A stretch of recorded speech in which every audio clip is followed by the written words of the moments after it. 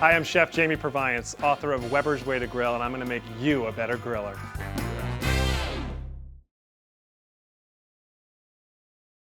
Pork chops can be absolutely wonderful on the grill, but the thing to remember is that pork is not what it once was. Pigs are raised to be much, much leaner. Pork chops are actually about as lean as chicken breasts these days, which means that when you're grilling them, you have to keep a few things in mind. There is a risk that they're going to dry out, so you have to pay careful attention to doneness. And you do yourself a big favor by giving them a little added juiciness to begin with. I often like to brine my pork chops before grilling them. Brining is kind of like marinading, but different.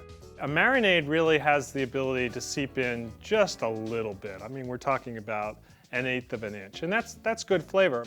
But a brine actually does much more for you. A brine is a much more salt concentrated liquid.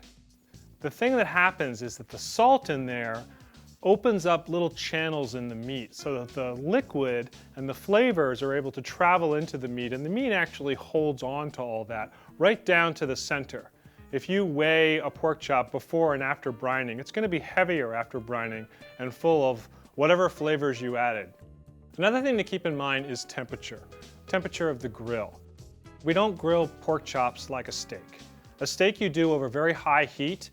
A pork chop you want to cook more evenly. So medium heat is really the preferred temperature, about 350 to 450 on the grill thermometer.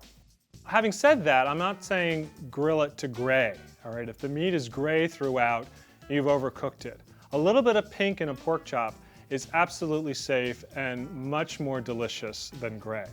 When you cut into it, you should see a certain degree of pink. That means good flavor, good juiciness, and a darn good grilled pork chop.